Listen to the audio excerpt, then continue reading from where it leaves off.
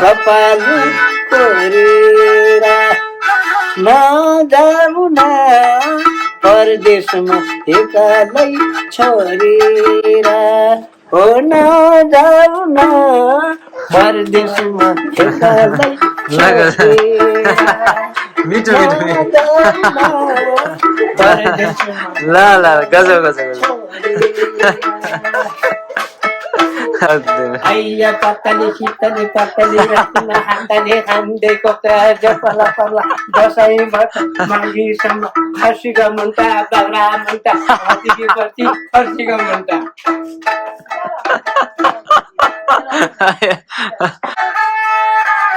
तपाईँको नाम भन्नु पर्यो।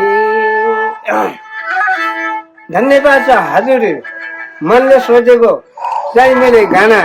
गाउन खोजेको र नाम मेरो परिचय नाम मेरो चाहिँ भीमबहादुर गन्धर्व अनि आँखाको अपाङ्ग तर दौडिन भए हिँड्न नसकिने भएर विषयले तर अब गाउँघरमा चाहे चिने जानेको ठाउँमा आएर चाहिँ मैले मोबाइलमा टिस्टक गरेर चाहिँ भराएर आफ्नो चाहिँ फोटो निकालेर चाहिँ कहीँ देख्नु होला अनि विचार लिनु होला यस्तो थियो मान्छे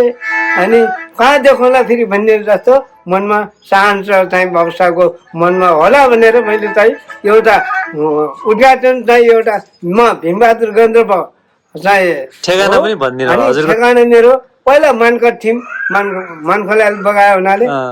लालबिर भएर चाहिँ उहाँ वनखेतमा छौँ माछा पोखरीको किनारमा कान्छी नाला छेउमा छौँ त्यहाँ चाहिँ बारी पिरित परेर त्यहाँ बसेको हो र त्यहाँ अब चाहिँ त्यहीँ बसिया छ बुढाबुढी पहिलाको श्रीमतीबाट एउटा छोरो भर्खर इन्डियाबाट आयो दोस्रो श्रीमतीबाट चाहिँ 3 बाने खेर गए अनि बुढी पनि बित्यो अनि लास्टको फेरि एउटा रोटी पकाइदिन्छ कि भनेर सोल्टिनालाई ल्याएको। अब ठिक छ यहाँलाई धन्यवाद छ। अब कुनै राम्रो घटनालाई लिएर एउटा राम्रो गीत हामीलाई सुनाउनु पर्यो।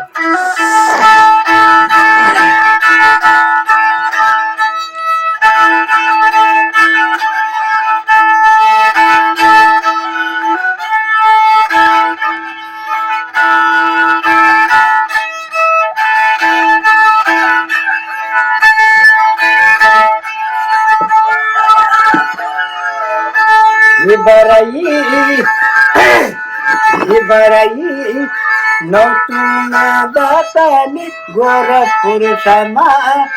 नतुना बाटनी गोरखपुरसम्म रेलै तोला हिँडलम रेलै तोला हिँडलम खिखाला छोराले सिसाको गोली कि काटौला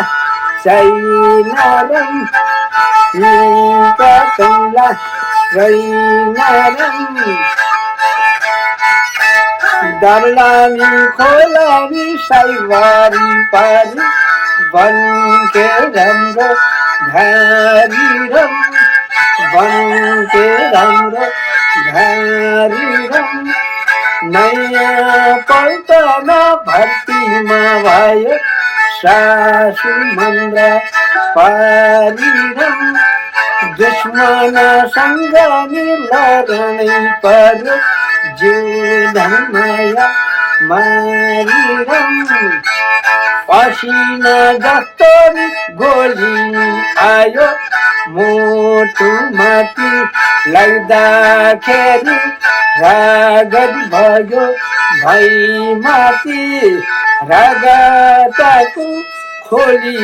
बग्दा आमाको छाती पोल्यो मुटु माथि हेबरै दशामा धारा नारियामा रूप खिचिरै तन्तिरै तथा छु धारामा जाने साथीमा भाइले मेरा घरको बाटो नि जाउला पशुपति नन्दै बुझेर खाउला मेरी आमालाई खपरै देउला चिठी बुझाउला चिठी हेरेर खोलेर पर्दा हे बारै आमैले सोध्ने खै छोरा भन्नु भर्ती भयो भनिदिए भर्ती भयो भनिदिए बाबाले सोध्लानि खै छोरा भन्लान् राणामै पर्यो भनिदिए राणामै पर्यो भनिदिए हे विष्णुले सोध्लानि खैलारे भन्ला पिरसिंह बर्यो भनिदिए पिरसिंह बर्यो भनिदिए दाजैले सोध्लानि खै भाइ भन्ने बाँघाघाट भनिदिए भाइले सोध्लानि खै दाजु भन्ला आउँछ बर्यो भनिदिए दिदीले सोध्लानि खै भाइ भन्ने माइती घाट भनिदिए बहिनीले सोध्लानि खै दाजै भन्ने चोली घाट भनिदिए चोली घाट भनिदिए फुपूले सोध्लिन् खै दाजु खै भादै भन्ने दाइजो घाट भनिदिए प्यारीले सोध्लानि खै स्वामी भन्ने छोरा छोरा भनिदिए बाटो खुल्दो भनिदिए भाइजीले सोध्लिन् खै देवर भन्ने खसी काटा भनिदिए बुहारीले सोध्लिन् खै जेठी भन्ने कपाल फुकाउ भनिदिए कपाल फुकाउ भनिदिए हे बरै छोराले सोध्लानि खै बाबा भन्ला टोपी ढिका भनिदिए कास कसुरको मूर्ति बनाऊ सागर जलाऊ भनिदिए 13 दिनको नि काट खाएर दानै गर भनिदिए छोरीले सोध्लानि खै बाबा भन्ने सुन चाँदीको दान दिए सुन चाँदीको दान दिए किरणको साथीले सोधनै गर्दा माया मारा भनिदिए माया मारा भनिदिए हे बरै दशामा धारा नरुइयामा दैलेको फोटो हेरेर मन बुझाउनु मना त कहिले बुझ्यो फोटो हेर्दा झन् शोकले जानै सुकुन्थ्यो बाबा त रुनन् वर्षा दिन आमा त जुलै भरिमा हजुर लाउरेको निकै मिठो गाउनु भयो।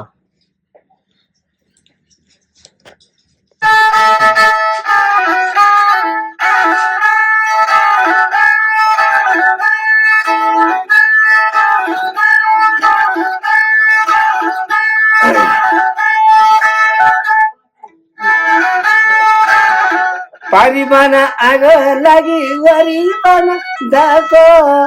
हाम्रो बाबु साबु भर्खर भर्खर तिहार मान्न आइबस्छ हो कि विदेशबाट हाम्रो बाबु साबु मोबाइलमा टिस्टा गर्न लाग्यो कति राम्रो त्यहाँ मरि कटे बला च्याट परेको स्वागो सुन्दाखेरि कटेभरि गाईले गीतै गाउँछ भने टिस्टा गर्न लाग्यो भन्दा गाइन्दालाई कतिभरि घाँटो सुकिरहेको एकै पाउ खाना बाजे अरू नाचो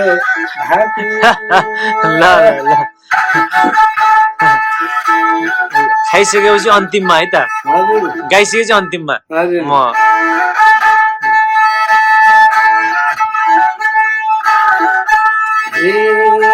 बारी माथि फुल फुलो अरमले बारी माथि फुल फुलो अरमले यतै गरी खामाले कर्मले चिया छानेको हे चिया छानेको भगवानले करम दिन काटी जानेको भगवानले करम दिन काटी जानेको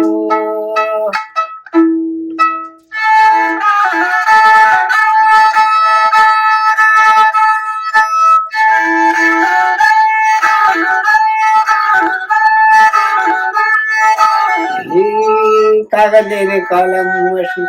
पार्टीले ने खरी हाम्रो बाबु साहबको धन सम्पत्ति बढाइदिनु देवी परमेश्वरी पशुपतिनाथ दे रक्षे गरून् दाहिने हात पसारी पशुपतिनाथ दे रक्षे गरून् दाहिने हात पसारी एकपल्ट चाहिँ सशस्त्र आर्मी होसिन्छ कि उहाँदेखि पछि विजय गइबस्यो कि अब चाहिँ गाइने दाले गाउँछु हजुर अन्तिमपल्ट बिदा माग्ने हो कि भवसा बिदा रिदा नदीबाट खोला अब चाहिँ धेरै बसिक्यारौँ राजा बाबु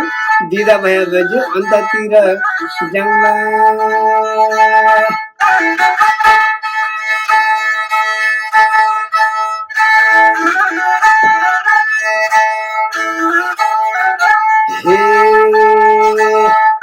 हातमा फुला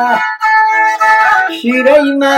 जुवारा हातमा फुला शिरैमा जुवारा बाबु साहबको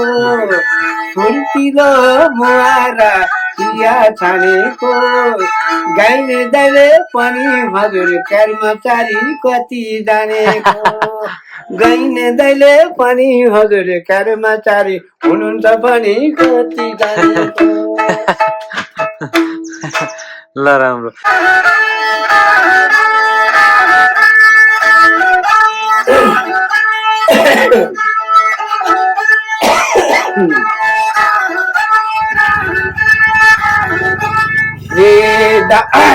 दाँदे घाँस बनालीमा न्यालीबाट खोला दाँदे घाँस बनालीमा न्यालीबाट खोला कलकलाको पानी जस्तो मानुकेको चोला सुनचाँदी हिरा मोती काँसु दामो घरिघरि होला गाइने दाले बुढो मान्छे नाची गयो भनेर नि भित्र गई सल्लाह गर्नु होला कति दिउँ कति नदिउँ भन्दाखेरि सल्लाह गर्नु होला माथिलेको पाइलासम्म धामाचारी धाउला छुट्टा गर्नु झ्याउ मानिकन भित्र कोठामा जाडाले गर्दा झ्याउ मानिकन 100 गुणा दिउँला भन्दा भन्दै 500 गुणा आउला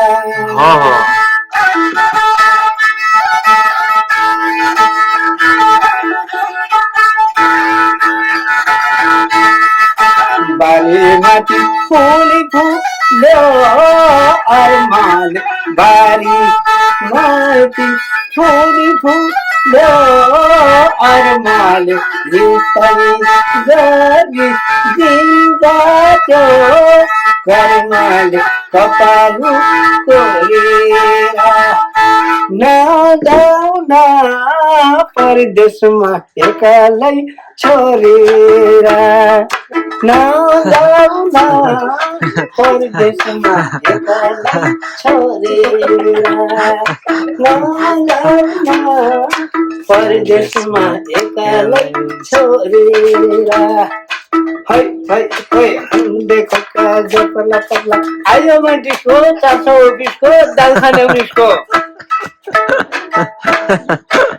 कति मिठ नले नले जीवनमा भर्कल भएको नले नले जीवनमा भर्कल भएको लाग्दा लाग्दा माछहरू स्वामी विदेश गएको विदेशबाट महिना महिना पैसा पठाइरहेको त्यो पैसाको वास्ता नगरी स्वामीजीको चिन्तामा निराको जेठामाको खाएर दिम्बने अलिको रायो अहिले पनि मेरो 18 वर्ष भयो 18 वर्ष मेरो मैले के गरेर ढानु त्यसमा बुवाको अर्थी बुद्धि मानु अब विदेश जाने भए बिहे किन गर्नु अब विदेश जाने भए बिहे किन गर्नु गाउँघरका केटाहरू हेर्न खतरी के गरेर धान जीवन भने कृष्ण हरि जान्छ विदेश भने र जानु जान्छ विदेश भने र जानु आउने ठेगान कहिले लगाइदिनु कपालु कोरेर नजरमा परदेशमा एकालै छोरी मिठो मिठो नजरमा परदेशमा ताली पिराउँ त ताली परदेशमा अय्या पत्तली शीतली पत्तली रत्न हातले खाँदेको जपला पला दसैँ माघीसम्म हर्षिका मुन्टा बाग्रा मुन्टा हर्षिकी बस्ती हर्षिका मुन्टा